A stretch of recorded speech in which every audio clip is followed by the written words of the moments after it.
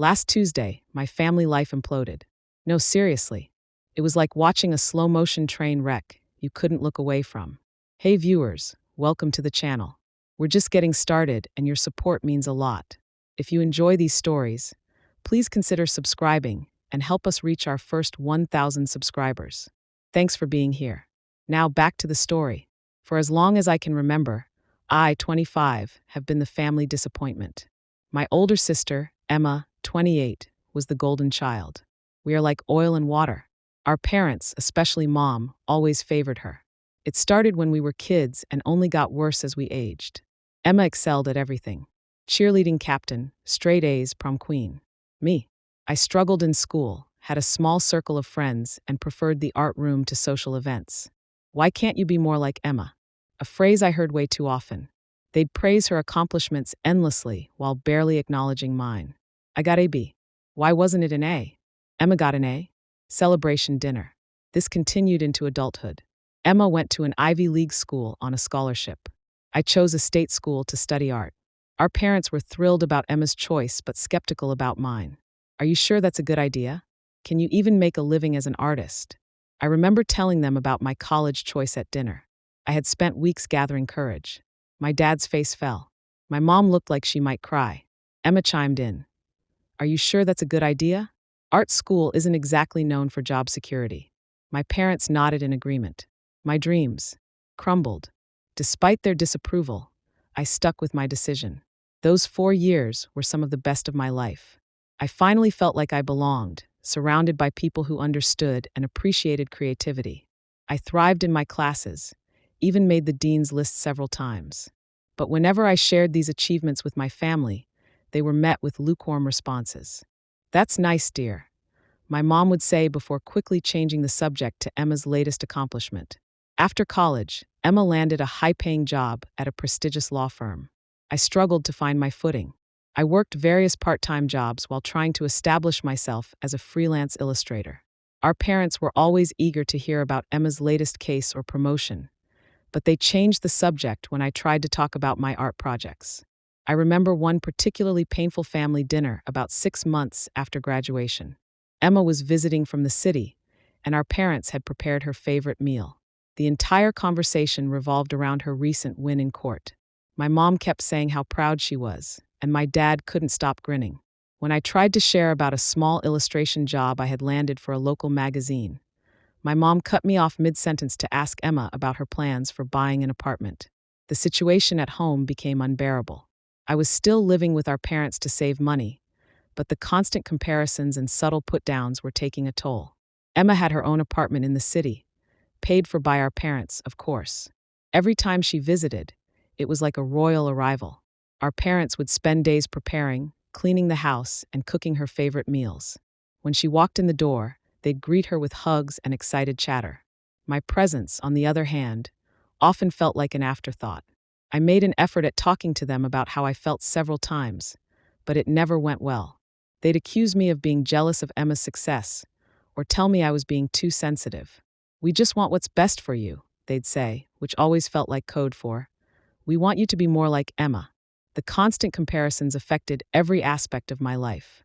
I started doubting my choices, my abilities, and even my worth as a person. There were days when I could barely get out of bed, overwhelmed by feelings of inadequacy and failure. I began to withdraw from my friends, embarrassed by my lack of success compared to my sister. Even my love life wasn't safe from their criticism. When I brought home my first serious boyfriend in college, an art student like me, my parents were less than impressed. They spent the entire dinner grilling him about his career prospects and making thinly veiled comments about the instability of artistic careers. Meanwhile, when Emma brought home her boyfriend, a law student from a wealthy family, my parents practically rolled out the red carpet. Things came to a head last week. I had finally landed a significant illustration project for a children's book series.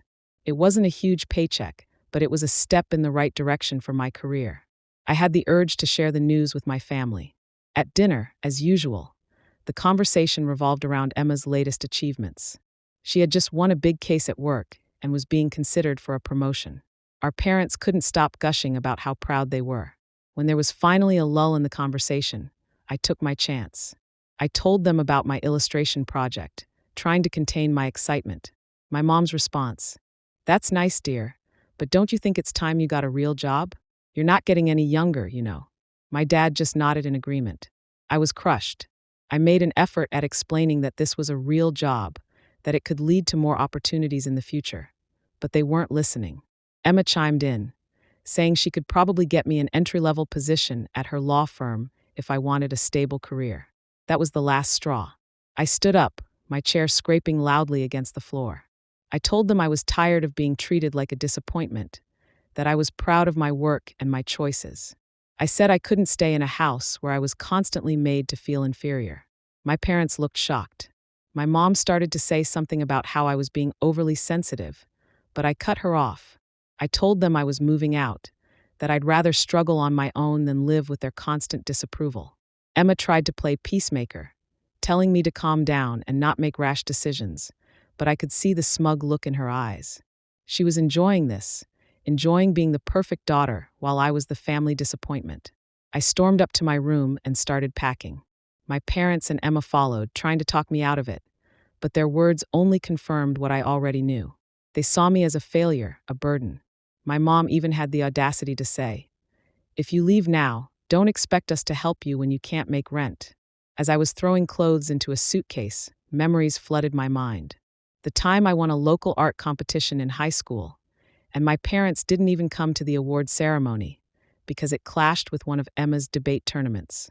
The countless times they'd introduced Emma as our daughter, the lawyer, and me as just our other daughter. The look of disappointment on their faces when I chose art school over the business program they'd wanted me to attend. That night, I left with whatever I could fit in my car. As I drove away, I saw my parents and Emma standing in the doorway. My mom was crying, my dad looked angry, and Emma just looked smug. I felt a mix of emotions: sadness, anger, fear, but also a strange sense of relief. I'm currently staying with a friend, trying to figure out my next move. I know leaving was drastic, but I couldn't take it anymore. Am I overreacting? Should I have stayed and tried to make them understand? Or was leaving the right choice? I feel lost and alone, but also somewhat relieved to be out of that toxic environment. The thought of building a life on my own terms is both exciting and terrifying. I'm scared about how I'll manage financially, but I'm also looking forward to pursuing my art without constant criticism and comparisons. Any advice or support would be appreciated. How do I move forward from here? How do I build a life for myself while dealing with the emotional fallout of leaving my family? And most importantly, how do I start believing in myself after years of being made to feel like I'm not good enough? Update 1. And yeah, the comments blew me away. It's been about 2 months since I left my parents' house, and a lot has happened. I wanted to update you all and thank you for your support and advice. Your kind words and encouragement have been a lifeline during this challenging time. After I left, I spent a week crashing on my friend's couch while I looked for a more permanent solution. It was tough, but I managed to find a tiny studio apartment that I could just barely afford with my savings and the income from my illustration project. It's not much, but it's mine, and for the first time in my life, I feel like I have my own space. The first few weeks were hard. I threw myself into my work, determined to prove to myself, and maybe to my family, that I could make it on my own. I picked up a part-time job at a local coffee shop to supplement my income from illustration work. Between the two jobs, I was working almost constantly, but it felt good to be self-sufficient.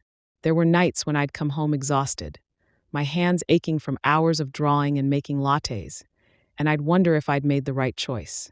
The little voice in my head, which sounded suspiciously like my mother, would whisper that I was foolish for thinking I could make it as an artist.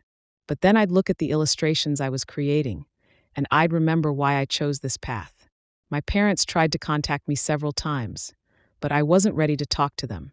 I needed time to process everything and focus on standing on my own 2 feet. Their voicemails ranged from angry demands that I come home to tearful pleas asking if I was okay. It was hard to ignore them, but I knew I needed space to figure things out for myself. Emma called a few times too, always with the same patronizing tone, telling me I was being childish and that I should come home and apologize. Her words stung, but they also strengthened my resolve to succeed on my own terms. About a month after I left, something unexpected happened. The children's book I had illustrated was published, and it started gaining traction. The author shared it on social media, and it caught the attention of a few influential parenting bloggers. Suddenly, I was getting emails from publishers interested in my work. I remember sitting in my tiny apartment, staring at my computer screen in disbelief as the emails came in. For the first time, I felt like my dreams weren't just pipe dreams. I cried that night, but they were tears of joy and relief. I landed 2 more book deals in quick succession. It wasn't a fortune, but it was enough that I could quit my coffee shop job and focus on illustration full-time. For the first time, I felt like my career was taking off.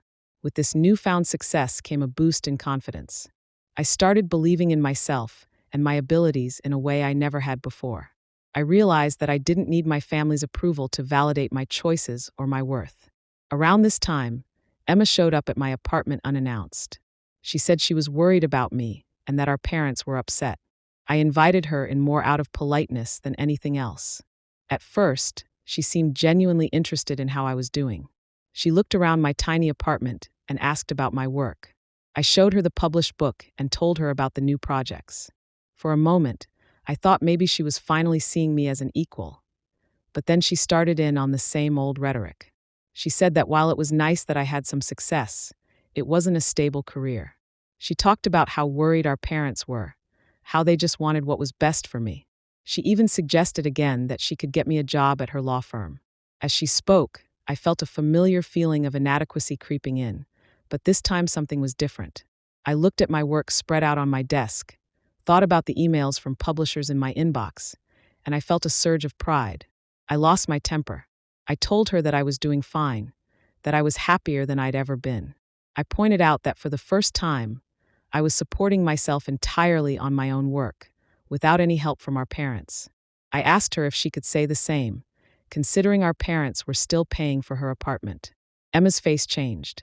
The mask of concern dropped, and I saw the same smug, superior expression I'd seen the night I left. She snapped at me, saying I was ungrateful and selfish.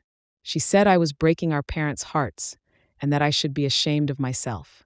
I asked her to leave. As she was going, she turned and said, "Don't come crying to us when this little art phase of yours fails. We won't be there to bail you out." After she left, I felt shaken but also strangely empowered. I realized that I didn't need their approval anymore. I was making it on my own, doing what I loved, and that was enough. The encounter with Emma made me reflect on our relationship over the years. I remembered how close we were as kids, before the competition and comparisons tore us apart. I felt a pang of sadness for the sisterhood we'd lost, but I also realized that I couldn't keep holding on to that idealized version of our relationship. In the weeks that followed, I threw myself into my work with renewed vigor. I started reaching out to other artists and illustrators, building a network of like-minded creatives. For the first time, I felt like I was part of a community that understood and valued me. I also started therapy to work through the years of emotional baggage I'd been carrying. It's been tough, but it's helping me understand my worth beyond my family's expectations or my career success. I'm still not ready to talk to my parents, but I feel stronger now. I'm focusing on my work and building a life that makes me happy. It's not always easy, but it's worth it. There are still days when I doubt myself, when I miss my family despite everything. But then I look at what I've accomplished in just 2 months on my own, and I feel proud. I'm learning to be my own cheerleader, to celebrate my victories without needing anyone else's validation. Thank you all again for your support. It means more than you know. To anyone out there facing similar struggles, know that you're not alone. It's okay to choose yourself, to pursue your passions, and to define success on your own terms. Update 2. And this is where things really went sideways. It's been almost a year since my last update, and I can hardly believe how much has changed. I want to share what's happened and thank you all again for your continued support throughout this journey. My illustration career has really taken off. The children's book series I worked on became quite popular, and I've since illustrated several more books. I've also started taking on commissions for magazine covers, and even a few advertising campaigns. It's been a lot of work, but I'm loving every minute of it. About 6 months ago, I moved into a larger apartment. It's still not huge, but it has enough space for a proper art studio. Being able to separate my work and living spaces has done wonders for my productivity and mental health.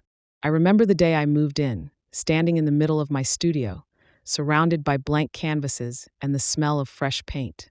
My stomach dropped like an elevator with snapped cables. I felt a sense of accomplishment and possibility that I had never experienced before. My confidence has grown along with my career. I've been invited to speak at a few local schools about careers in illustration, and I've even started mentoring a couple of young artists. It feels surreal to be in a position to inspire others when not too long ago I was questioning my own choices. Now, on to the family drama. A few months after my last update, my mom called me out of the blue. She was crying and asked if we could meet. I was hesitant, but I agreed to meet her for coffee. My therapist had been encouraging me to set boundaries and work on healing my relationship with my family, so I saw this as an opportunity to start that process. When we met, she looked tired and upset. She started by apologizing for how they had treated me. She said that after I left, they had a lot of time to reflect on their behavior. She admitted that they had been unfair to me and that they regretted always comparing me to Emma. Her words were what I had longed to hear for years, but I found myself feeling conflicted. Part of me wanted to accept her apology and fall into her arms like a little girl. Another part of me was wary, wondering if this was just another attempt to get me to conform to their expectations. Then she dropped a bombshell. Emma had been fired from her job at the law firm. Apparently, she had been falsifying her billable hours and overcharging clients. The firm found out and terminated her immediately. I was shocked. The golden child, the perfect daughter, had fallen from grace. I felt a mix of emotions: surprise, a twisted sense of satisfaction, and oddly, concern for my sister. But that wasn't all. Emma had been living well beyond her means, relying on our parents to subsidize her lifestyle. When she lost her job, she couldn't keep up with her expenses. She had racked up a huge amount of credit card debt and was facing eviction from her apartment. My parents had been trying to help her, but the situation was dire. They had already spent a significant portion of their savings trying to keep Emma afloat. My mom broke down as she told me this, saying they felt betrayed and didn't know what to do. As I listened to my mom, I realized how much pressure Emma must have been under all these years, always having to be perfect, always having to live up to our parents' expectations. In a way, I felt sorry for her. My mom asked if I would consider coming home for dinner to talk things through as a family. I was conflicted, but I agreed. I felt I was in a stronger place emotionally and could handle it now. The family dinner was tense. Emma was there, looking nothing like the polished, confident person I remembered. She was defensive and angry, lashing out at everyone. She accused our parents of not supporting her enough, and me of abandoning the family. I stayed calm and stood my ground. I told them about my successes, about how I had built a career and a life for myself without their help. Our parents listened with a mix of pride and regret on their faces. Emma stormed out halfway through dinner. After she left, my parents broke down. They apologized again for how they had treated me and said they were proud of what I had accomplished. They asked if I would consider moving back home. I told them I appreciated the apology, but I wasn't interested in moving back. I had built a life for myself, and I was happy with it. However, I said I was open to working on our relationship and spending more time together. Since then, things have been slowly improving. My parents and I talk regularly now, and they've even come to visit my new apartment. They ask about my work and seem genuinely interested. It's a strange feeling, having them actually listen to me and show pride in my accomplishments. Emma, on the other hand, has cut off contact with all of us. Last I heard, she had moved to another city to start over. I've tried reaching out to her a few times, but she hasn't responded. I hope she's doing okay and that she can find her own path, free from the pressure of being the perfect child. This whole experience has taught me a lot about family dynamics, self-worth, and the importance of following your own path. I've learned that success isn't about living up to someone else's expectations, but about being true to yourself and doing what makes you happy. I've also learned the value of forgiveness. It hasn't been easy, but I'm working on forgiving my parents and Emma, not for their sake, but for my own peace of mind. I've realized that holding on to anger and resentment only hurts me in the long run. My relationship with my parents is still a work in progress. There are moments when old patterns emerge, and I have to remind them and myself that things are different now, but overall we're moving in a positive direction. They're learning to appreciate me for who I am, not who they wanted me to be. As for my career, it continues to flourish. I've recently been approached about illustrating a graphic novel, which is a dream come true. I'm also considering teaching a course at a local community college, sharing my skills and experiences with others who are passionate about art. Looking back on the past year, I'm amazed at how much has changed. There were moments when I doubted myself, when I wondered if I had made the right choice in leaving, but now I know it was the best decision I could have made. It forced me to stand on my own 2 feet, to believe in myself when no one else did. To anyone out there facing similar family issues, hang in there. Stand up for yourself, pursue your passions, and don't let anyone make you feel less than you are. You never know how things might turn out. Success and happiness can come in many forms, and sometimes the path to finding them isn't the one others have chosen for you. Family dynamics can be complicated, and healing takes time. Be patient with yourself and with others, set boundaries when needed, but also be open to reconciliation if it feels right. Remember that you have value regardless of your family's approval or anyone else's expectations. I'm grateful for this community and the support you've shown me throughout this journey. Your encouragement has meant more than you know. Thank you for being there during the tough times and celebrating the victories with me. As I look to the future, I'm excited about what's to come. I feel like I'm finally living life on my own terms, pursuing my passions, and building meaningful relationships. It's not always easy, but it's genuine and fulfilling in a way I never experienced before. Thank you all again for your support throughout this journey. It's meant the world to me. Here's to following our dreams, healing old wounds, and creating the life we want to live. So, what do you think? Have you ever had to make a tough decision to protect your own well-being, even if it meant going against your family? Let me know in the comments below.